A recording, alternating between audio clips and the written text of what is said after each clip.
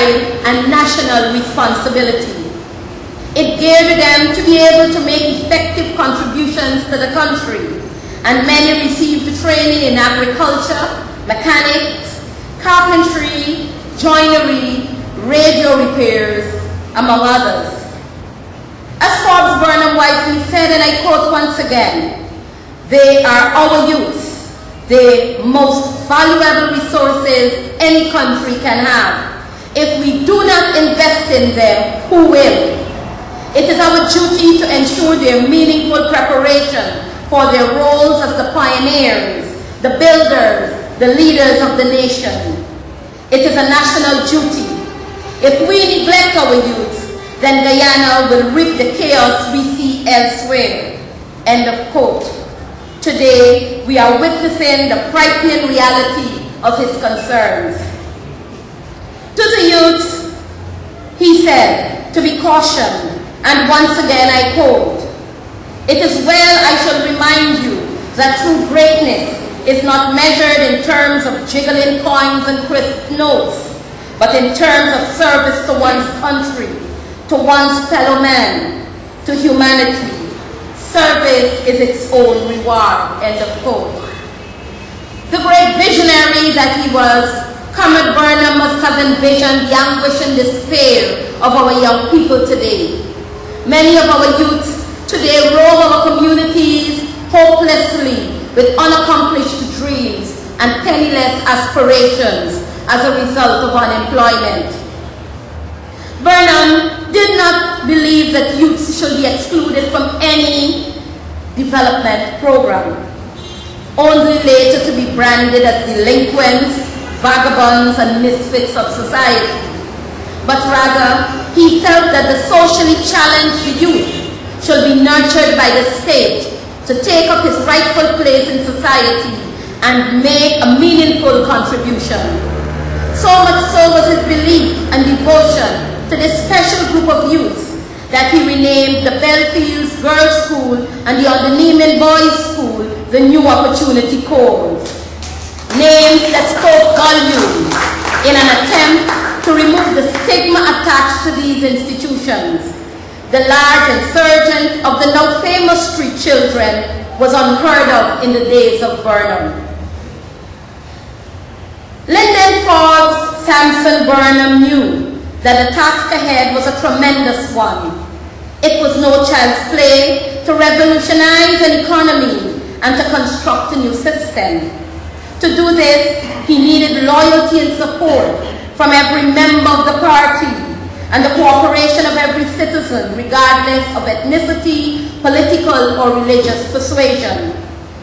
This in itself was an impossible feat, taking into account the not so long ago chaotic era of the country, which was a direct result of the political and economic collapse. Despite the fact that Burnham's basic needs development plan was not as successful as it ought to have been, what should be emphasized is that its termed failure was not as a result of short-sightedness on his part, but as a result of bad technical advice and a lack of cooperation and willingness by those who had grown accustomed to the colonial and capitalist system and who steadfastly rejected the newly initiated socialist ideology. Many will echo that Burnham failed to house the nation and will flaunt statistics to prove this. The basic truth is that Guyanese, especially Afro-Guyanese, were afraid to take financial chances, such as mortgages to build their own homes, and so preferred what they felt at the time as a secure means of living in rented homes. Also, many were not prepared to remove from traditional communities and settle elsewhere in new communities.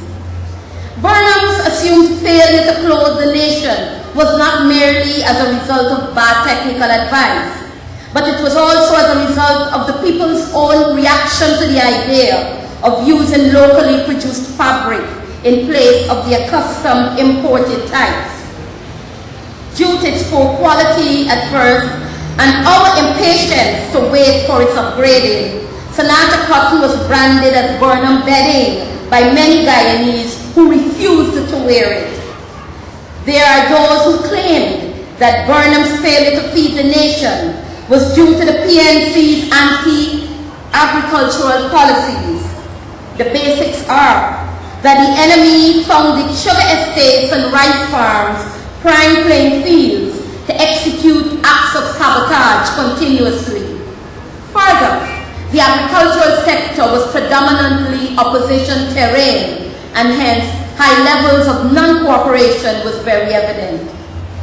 Further, Guyanese had grown accustomed to foreign delicacies and sported a taste for imported food items. So great was their taste that the banning of certain food items was met with much apprehension. So much so that Forbes Burnham was given the name Burnham by Guyanese. The term failure of the Basic Needs Development Plan was due in part and to a large extent on our inability at the time to see into the future and into the wisdom of the plan. However, despite what the prophets of doom will have to say of this plan, in the face of Guyana's present economic status, Forbes Burnham's Basic Needs Development Plan is a miraculous module of nation building and should be reintroduced. If this is done, I am quite sure that 100% that Guyanese in desperation will hasten to implement and execute it without a murmur. Comrades, we cannot run from the truth that we need a capsule of guidance and hope to take us out of this dilemma we have found ourselves in. Forbes Burnham, the father of this nation, left us that guidance and hope in the Basic Needs Development Plan, which ensured that we feed, clothe, and house ourselves. Let us rebuild our nation and re-energize ourselves on the legacies that the real father of this nation left for us, his children. A legacy that encompasses the social, economic, and political development of this country, regardless of race, color, or creed. One that speaks to the motto of our dear land of Guyana: one people, one nation, one destiny.